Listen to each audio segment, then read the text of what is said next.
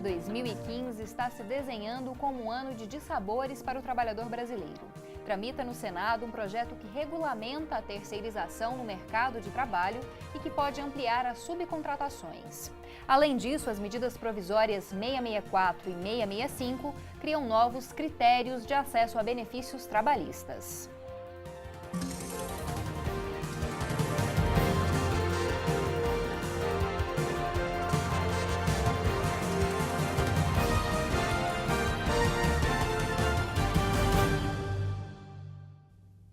Olá! O Conexões de hoje, transmitido pela TV UFG e pela Rádio Universitária nos 870 AM e no www.radio.ufg.org.br, fala sobre as recentes medidas que apontam para a precarização do trabalho no Brasil. Para falar mais sobre esse assunto, estão aqui conosco no estúdio Arnaldo Bastos, que é auditor fiscal do trabalho do Ministério do Trabalho e Emprego. Olá, Arnaldo, muito obrigada pela presença. Olá, é uma felicidade estar aqui para trocar ideias. E também vamos conversar com Bia de Lima, que é presidente do Sintego, que é o Sindicato dos Trabalhadores em Educação de Goiás. Obrigada pela presença também. Olá, nós estamos aqui muito empolgados em debater esse importante tema que leva todos os trabalhadores a se inteirar melhor sobre esse assunto. Bom, já para começar, acho que o mais polêmico nesses últimos meses, o projeto de lei que agora tramita no Senado e que trata das terceirizações. É visto por uma parte da classe trabalhista como um retrocesso e por outra como uma possibilidade de mais benefícios. Como vocês dois percebem esse projeto de lei? Bia, queria que você começasse. Na verdade, nós entendemos que esse projeto de lei é um desastre para nós da classe trabalhadora. Também presido a Central Única dos Trabalhadores, nós temos feito muitas lutas por todo o país, especialmente aqui em Goiás. Estamos indo às ruas do país desde o início do ano, especialmente contra esse projeto que nós perdemos na Câmara Federal e agora no Senado nós queremos reverter esse jogo. Principalmente para esclarecer para todos os trabalhadores que não têm essa carreira, este ramo, esta profissão, que esteja isento dessa questão da terceirização. Isso prejudica todas as carreiras, todos os profissionais. E não venham com esse papo de que é para regulamentar a terceirização, que hoje não tem legislação específica. Tem muita gente aí caindo nesse engodo. Não vá por aí. Nossa tarefa é de defender os direitos dos trabalhadores, porque com esse projeto de lei, se for aprovado, ele flexibiliza geral. A atividade meio com a atividade fim se confundem e quem perde somos todos nós. A CLT, que hoje, depois de 75 anos, tem dificuldade de ser implementada até agora, nós teremos muito mais problemas, porque tudo aquilo que nós lutamos esses anos todos para ver a CLT cumprindo será rasgada. Não adianta empresário querer dourar a pílula. Na verdade, estarão rasgando a CLT. Aquilo que hoje você tem como direito, nós estaremos tendo dificuldade de implementar. E tudo será terceirizado. Então, pensa bem, eu que sou professora, estou numa escola concursada pelo Estado, daqui a pouco teremos empresas oferecendo ao Estado esses profissionais. A que preço? Com certeza não é um preço que valorize esses profissionais, porque as empresas, como nenhuma funciona sem lucro, nós também queremos dizer que aonde é que as empresas procurarão se valer, procurarão ter conquistas e ganhos? Primeiramente, em cima da folha de pagamento. Como já funciona na maioria das empresas terceirizadas. Contrata por um valor X e lógico que ali ela ganha duas vezes, uma vez mais do que o salário pago efetivamente aos profissionais. E sem falar que aí nós vamos precarizar cada vez mais as nossas relações de trabalho, dificultando inclusive o trabalho de mobilização e luta dos sindicatos, que esta é outra questão que nos preocupa sobremaneira, porque já é tão difícil hoje no Brasil, através da organização muito frágil dos trabalhadores nos sindicatos, que muita gente ainda não vê a importância e é preciso as pessoas se interagir e saber que ou você está no sindicato, seja pelo amor, seja pela dor, um dia você vai estar buscando esse sindicato da sua categoria, porque somente juntos poderemos ter êxito. E a lei, infelizmente, flexibiliza, dificulta até mesmo a gente lutar por garantir essas conquistas. Bom, Arnaldo, como a Bia disse, a proposta dessa lei é que a atividade fim de uma empresa possa ser terceirizada também. Hoje em dia é só a atividade meio. O senhor poderia explicar isso? O que o senhor acha também dessa flexibilização? Isso vai ser bom ou vai ser ruim para o trabalhador? O nosso modelo de relações do trabalho, ele remonta à consolidação das leis do trabalho, de 1943. E esse modelo ele tinha uma grande sabedoria. Ele criava todo tipo de incentivos ou de obstáculos para tensionar a relação de emprego no sentido da sua duração. Então, quanto mais duradouro o trabalho, melhor para a classe trabalhadora, melhor para aquela relação que estava ali sendo estabelecida. Esse é o modelo que nós temos hoje, de contratos por prazo indeterminado, onde vigora o chamado princípio da continuidade. Eu temo que com a adoção de uma terceirização irrestrita, nós venhamos a afetar esse modelo de uma maneira significativa, aumentando assim a rotatividade da classe trabalhadora. Isso é muito ruim. Eu faço um paralelo com uma situação que aconteceu na Espanha. A Espanha, com muitas dificuldades econômicas na zona do euro, com desemprego elevado, resolveram fazer uma reforma na legislação do trabalho e adotar de uma maneira indiscriminada os contratos por tempo determinado. Pois bem, fizeram isso. O que aconteceu? Aconteceu que as pessoas com seus contratos, todos com prazo determinado, elas passaram a ficar muito cautelosas na hora de financiar um carro, de financiar uma casa, de investir o seu dinheiro em alguma coisa que implicasse num compromisso de um prazo maior. E isso foi muito ruim para a economia. Então, muitas vezes, o empresário ele pensa apenas nos limites do seu negócio, da sobrevivência do seu negócio, mas não consegue ver a questão como um todo. Então, a Constituição de 1988, ela se baseia num modelo de equilíbrio entre os valores sociais do trabalho e a livre iniciativa. Então, a gente quer a eficiência econômica, a gente quer os mercados dinâmicos, mas a gente quer a proteção da classe trabalhadora, para que todos possam ganhar com o progresso e o desenvolvimento da sociedade. Na verdade, eu me enganei, né? A atividade fim, que agora poderá ser terceirizada. Exatamente. E atualmente a atividade meio que pode ser terceirizada. Nesse caso seria, por exemplo, na Universidade Federal de Goiás, os professores poderiam ser terceirizados, seria isso, né? Passaria a ter, inclusive, terceirização até para os professores que hoje têm uma carreira, que hoje têm toda uma dinâmica e são funcionários da universidade. Deixariam de ser da universidade e passariam a ser de qualquer uma empresa que viesse oferecer essa mão de obra. É um problema seríssimo isso. Bom, a gente está com o tempo esgotado nesse primeiro bloco, mas você continua conferindo esse debate sobre a precarização do trabalho no Brasil no próximo bloco.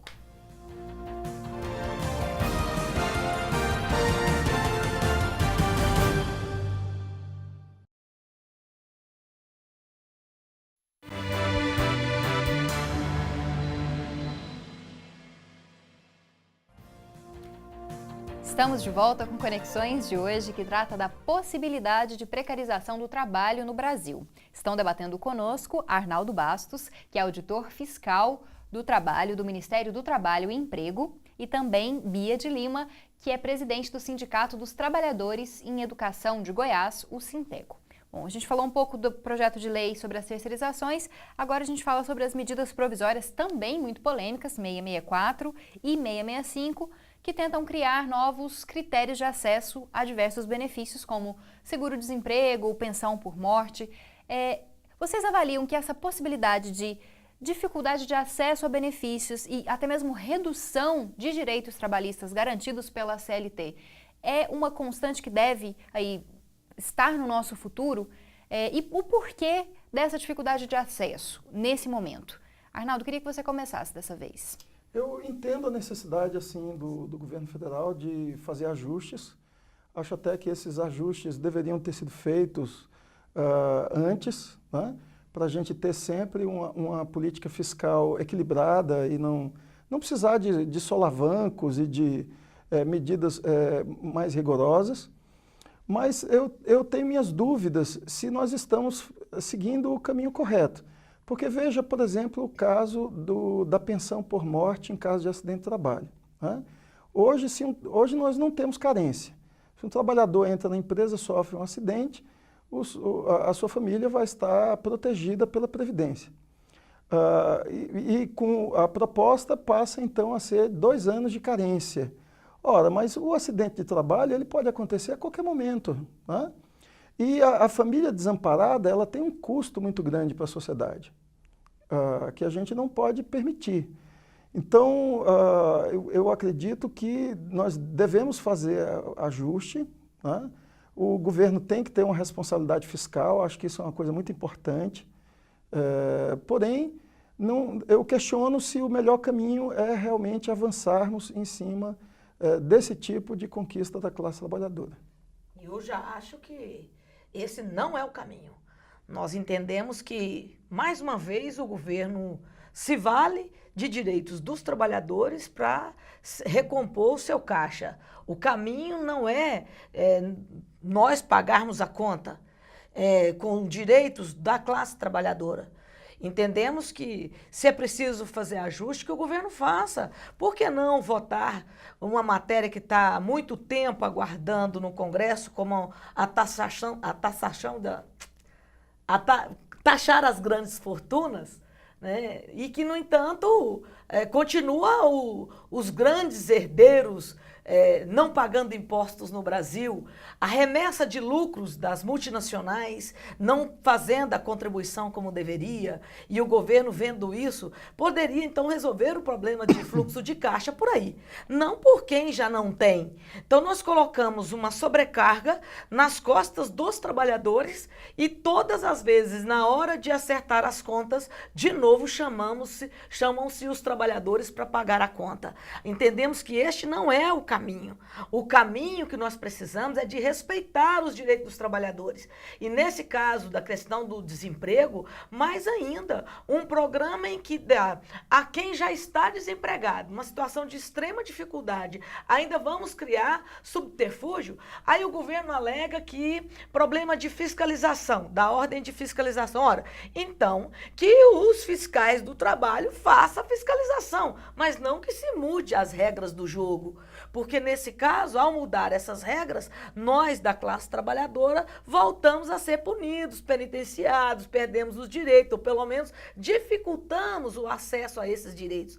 Este não é o melhor caminho e as centrais sindicais, que têm compromisso efetivamente com os trabalhadores, já disseram isso para a presidenta Dilma. Até porque nós vínhamos numa crescente processo de negociação, tanto a questão do auxílio-desemprego, como também o de pensões, também nesses 2 pontos nós já tínhamos avançado significativamente, mas fomos surpreendidos através de medida provisória sem o devido diálogo. Achamos que não é por aí, motivo que nós estamos mobilizando, né, como fizemos agora dia 29 de maio, e vamos fazer em todo o Brasil agora até construirmos uma greve geral no Brasil inteiro. Esse é o caminho das centrais sindicais, porque não vamos continuar pagando essa conta.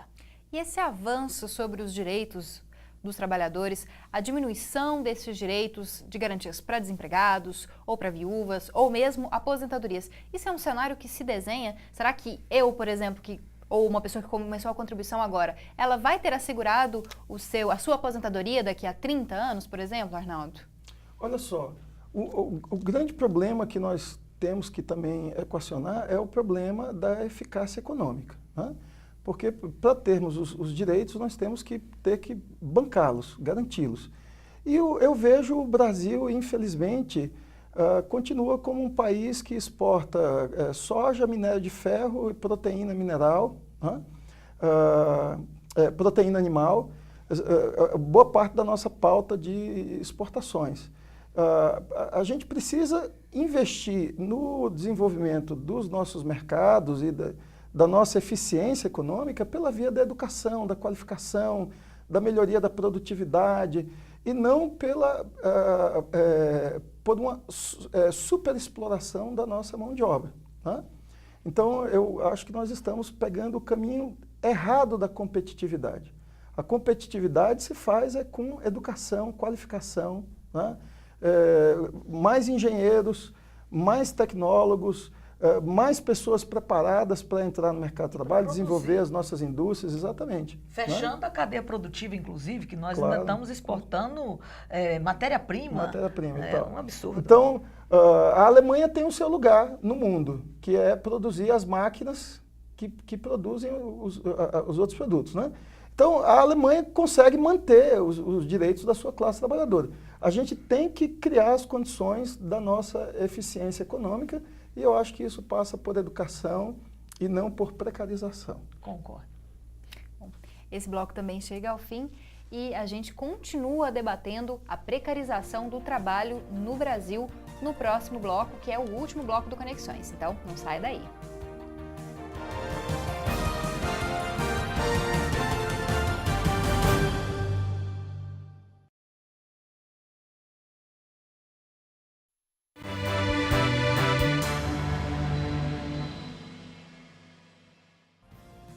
O programa de hoje está debatendo a precarização do trabalho no Brasil. Estão conosco desde o primeiro bloco Arnaldo Bastos, que é auditor fiscal do trabalho do Ministério do Trabalho e Emprego, e também Bia de Lima, que é presidente do Sindicato dos Trabalhadores em Educação de Goiás, o Sintego. Bom, Arnaldo, você me disse durante o intervalo que queria reiterar um pouco essa questão da terceirização em relação a atividades meio e atividades fim. Você poderia, então, explicar um pouco mais para a gente a respeito disso e a sua posição também? Olha, quando a terceirização surgiu como um fenômeno no mundo do trabalho brasileiro, nós não tínhamos nenhum tipo de regulamentação para cuidar disso aí. E então o Tribunal Superior do Trabalho, ele criou uma súmula, primeiro enunciado, que depois se transformou em súmula, enunciado número 331, aonde colocou esse critério, essa distinção entre atividade fim e atividade meio, permitindo que as terceirizações ocorressem na atividade meio. E aí nós tivemos, mesmo com essa distinção restritiva, nós tivemos um crescimento muito expressivo da terceirização no Brasil. E esse avanço da terceirização, ele veio acompanhado de fenômenos negativos. A gente sabe que o tempo do trabalhador terceirizado nas empresas é menor, ele tem menos treinamento. Essas empresas que operam terceirizando, muitas vezes não têm a mesma solidez econômica, empresarial das empresas principais tomadoras. Então, esse trabalhador... São mais suscetíveis a acidentes de trabalho. Terminam sendo mais suscetíveis porque tem menos treinamento. A maioria dos acidentes de trabalho que nós tivemos na Petrobras nos últimos tempos foram todas relacionados à quantidade de trabalhadores terceirizados. Então, o Tribunal Superior do Trabalho, ele criou esse critério, que é um critério que muitas vezes é questionado, porque o que é atividade fim, o que é atividade meio. No entanto, teve a sabedoria de adotar um critério restritivo, porque nós não podemos abandonar o nosso modelo inicial, que era o modelo da contratação por prazo indeterminado e com a formação do vínculo direto, por um outro modelo que mergulha a classe trabalhadora numa situação de uma insegurança maior. Sim. Tá? Então, nesse sentido, eu acredito que esse projeto de lei não é um projeto oportuno. Bom, e é uma terceirização que pode afetar tanto os servidores concursados, quanto também os servidores terceirizados. Esse projeto, ele amplia essas possibilidades, até mesmo no serviço público. Na questão do serviço público, me parece que isso já foi eliminado, não prosperou na votação na Câmara. Felizmente, então. Não. Teve a negociação nesse sentido, mas no dia que foi a votação, infelizmente, passou tudo. E aí nós estamos muito preocupados, porque lá no Congresso, lá no Senado agora, vamos dizer assim, começa praticamente tudo de novo. Então nós temos que mobilizar o Brasil inteiro, e você que está nos assistindo nesse momento, converse com o seu senador. Chegou a hora de você cobrar o voto que você deu, porque senão ele vai ser cobrado nas suas costas, com a sua vida, com o seu trabalho, com os seus direitos. Nós estamos fazendo esse trabalho no Brasil todo e precisamos definitivamente que os senadores não rasguem os direitos adquiridos da classe trabalhadora. E esse projeto faz isso. Ele rasga os nossos direitos ao flexibilizar a legislação, que mesmo que está aí, já desde como nós dissemos no início, de 75 anos em vigor, nós ainda estamos remando para ver se cumprem. Tendo tanta dificuldade como foi agora na questão das empregadas domésticas, que regulamentou agora. Quanto tempo se passou? E nós estamos aí para ver esses direitos sendo executados, sendo cumpridos. E é tão difícil. Quando é para atender o trabalhador, é muito difícil. E nós não podemos ter um retrocesso. O momento é de que a gente possa avançar, eliminar direito de jeito nenhum. Bom, outro ponto que a gente não poderia deixar de tocar, falando de precarização do trabalho, mas dessa vez em âmbito estadual, é a questão do parcelamento, do pagamento do funcionalismo público. Isso feito também como uma forma aí de melhorar o caixa, de sanar a crise econômica. Como que o sindicato vê isso? Como que os trabalhadores, hoje, servidores públicos do Estado, percebem isso? Bia? Fomos pegos de surpresa quando chegou na hora de recebermos nosso salário. Eis que pagou-se parcelado. Nunca tínhamos visto uma coisa tão absurda como essa. Na hora de pagarmos as nossas contas, nós não damos conta, né? A CELG aumentou 75% a energia e agora, na hora de pagar, a CELG pergunta se ela vai aceitar você ir lá pagar parcelado. Não vai. E o mesmo com a água, e o mesmo nas nossas contas, os nossos compromissos. Então, essa é uma situação que criou uma contrariedade, e mais do que ficar contrariado, é o trabalhador não ter a database, não ter o piso da educação, não ser a carreira recomposta, porque são 6 anos sem concurso público para professor, 15 anos sem concurso público para os administrativos da educação, e a situação, portanto, da carreira está extremamente difícil, os contratos temporários, o governo dando calote, pagando menos que o salário mínimo para um professor com 20 horas. Olha que absurdo. Aonde chegaremos? De novo, joga nas costas dos trabalhadores do serviço público na hora de pagar a conta. E aí, absurdo, o que a Assembleia Legislativa fez? Deu um perdão fiscal na ordem de 1.200 bilhões para o Friboi. E quem que vai pagar a conta? Nós, trabalhadores. Esses absurdos estão acontecendo o tempo inteiro na Assembleia. Pena que as pessoas não têm tempo de acompanhar de perto o que acontece na Assembleia. Porque no final do ano, a primeira coisa que se fez foi pagar reajuste para o governador e para os deputados de 25%. Você está correto. O governo se deu o reajuste de 25%. E na hora de repor a inflação para os administrativos, para os servidores públicos de uma forma geral, aí diz que não tem dinheiro. Diz que não tem dinheiro, que não vai pagar o que é lei. Nós não estamos nem falando de uma outra coisa, não. Nós estamos falando de cumprir a lei. Que é aquilo que a gente falava desde o primeiro bloco. Vai mudar a lei, mas o que está aí nem está se cumprindo, ainda quer mudar. E lógico que não é para beneficiar. Quer se mudar a lei sempre para prejudicar. E é aquilo que você perguntava ainda há pouco. Essas mudanças que estão vindo, tanto no governo federal, nos governos estaduais, nos municipais, tende a copiar, principalmente quando é muito ruim para o trabalhador, copia. Quando é bom, não copia não. Mas quando é ruim, tenta se copiar aquilo que está posto no governo federal, nos governos estaduais. E o que está aí posto é que é para nós pagarmos essa conta. Nós não devemos aceitar isso, motivo que nós temos feito tantas manifestações e mobilizações, inclusive chegado à greve. Estamos trabalhando muito para que a gente possa converter estas situações e a gente assim poder garantir o que é direito legítimo de todos os trabalhadores.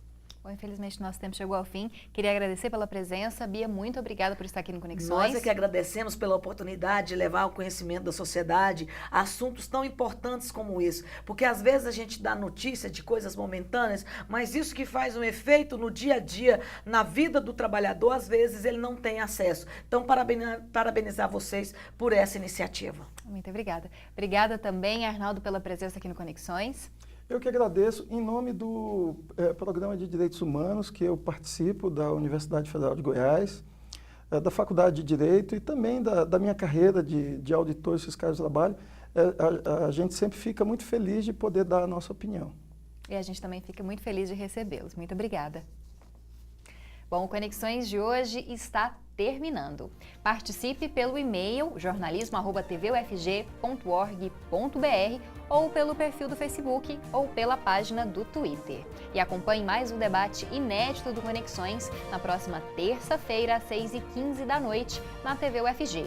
Canal 14 no sinal aberto, 21 na NET Goiânia e no www.tvufg.org.br. E você também pode assistir a todos os debates do Conexões no blog do programa. Uma ótima semana para você!